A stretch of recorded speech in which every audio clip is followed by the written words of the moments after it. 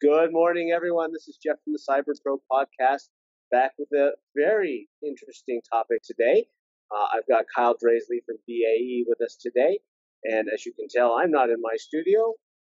I'm in Las Vegas. So we're going to keep this short because everybody wants to have fun today. And with that, Kyle, good morning. Please tell us a little bit about yourself and what you do.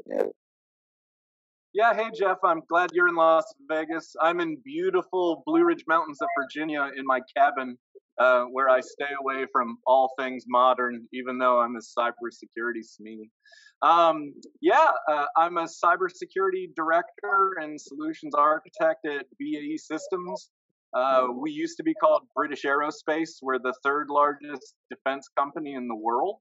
So what I do is I develop, architect, engineer, and operate systems and solutions that tackle some of the most critical cybersecurity needs across the defense departments of the world, national security sectors, and also, what affects other government sectors as far as like federal civilian.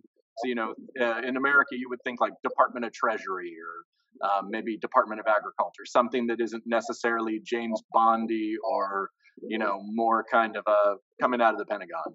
But I get to work on the super sexy stuff, both defensive and offensive, and all the things that kind of feed into that. Before I got into this, I was an intelligence officer in the Army for many years, so I'm all tatted up and whatnot.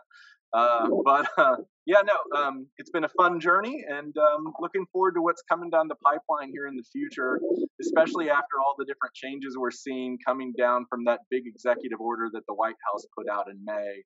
It's definitely a paradigm shift for cyber, not only within the government sector, but all the trickle down that's going to be happening from the government into more commercial and civilian sectors because of those changes.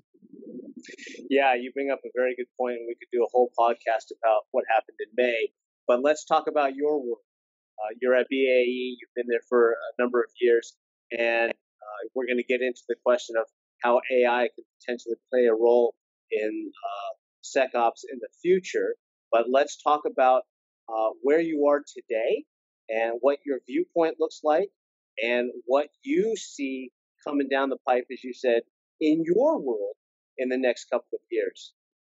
Yeah, so in my world, we're getting a lot of chatter from my good friends and colleagues out of Fort Meade, as well as those coming out of Homeland Security, about a lot of good, prudent, and needed changes within sort of how the United States does cyber and how we interact with our partners. So, everyone's heard about the Five Eyes intelligence partnership. That's going to be buttressed up. There's going to be a lot more sort of information sharing and collaboration to kind of buttress up cyber defenses.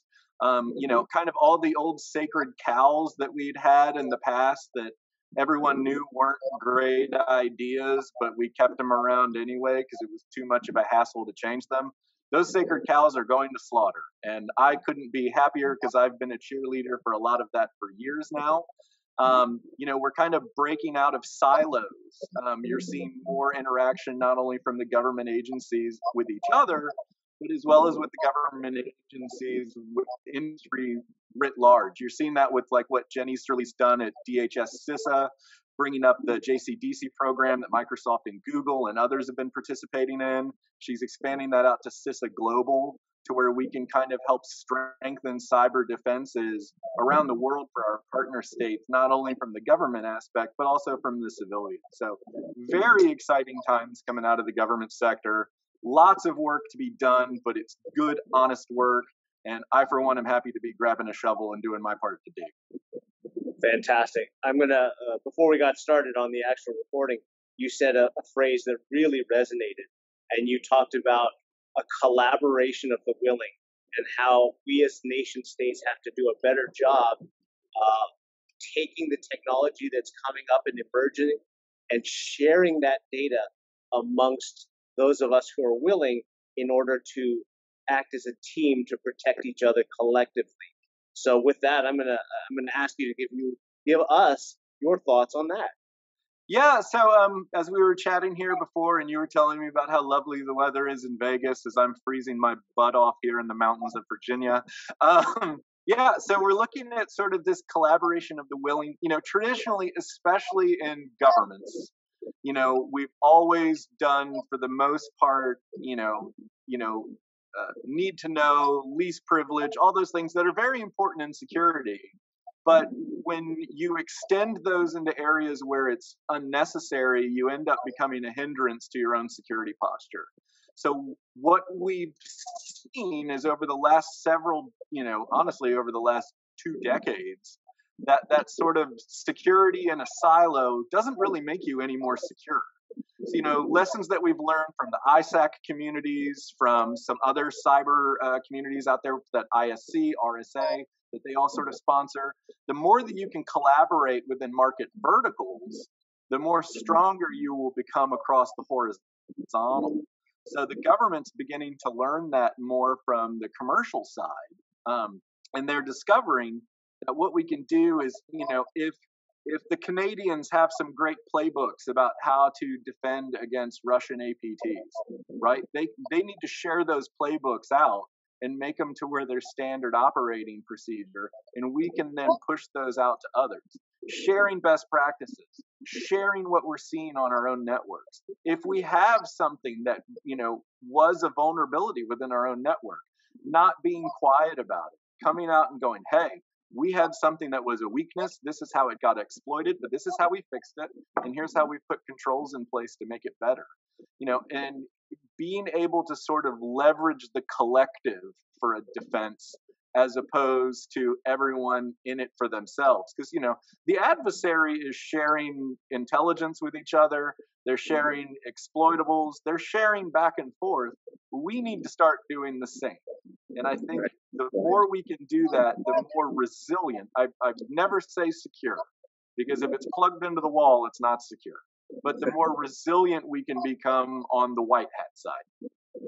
Yeah, we've heard so many iterations of the same comment where, the bad guys are communicating a lot more between themselves than we are on the defensive side, because they're trying to get in. And if one person gets in, they all get in and they all get what they need. And that's something that's a cultural change, I think, that we need to do. It's a bit of pride and it's a bit of hubris. And I think that after having our lunch money taken from us so many times, hell, you put the news on any day now, you hear about some new cyber attack, or, X company got infiltrated again, and now we're having a giant data breach. I think the pride and hubris is gone. I think we all know that we're vulnerable in different ways, but if we can sort of bolster our defenses together, and doing it through sort of these formalized structures and frameworks that nation states can actually put together and sponsor, that's going to be the wave of the future, and that's going to be something that I'm seeing will make a difference. Threat intelligence, even a couple of years ago, was something where I got my background was in Intel, it wasn't in IT. And my IT guys would scratch their head and just kind of go, it's okay, I did a checklist, we're good. And I'm like, no, that's not going to work. But, I think we're realizing that to truly do security operations, they have to be threat intel informed. And then you do, your due diligence. Yeah, let's wrap this up, because we could talk about this for a long time. And I think we can make this a 90-minute podcast, but let's do that another day. For those of you who want to learn a little bit more about you, Kyle, a little bit more about what you do over at BAE, what is the best way to get a hold of you? All right. So for me personally, you can look me up on LinkedIn. It's Kyle Draisey. My name's on here. Again, that's Draisey. It's crazy with a D. If you want to learn more about BAE Systems, go to BAEsystems.com. Like I said, we're the third largest defense and aerospace company on the world. I've got almost 100,000 employees on 7 continents, and I've got solutions on 2 planets. We do some things for the Mars rover around sensors.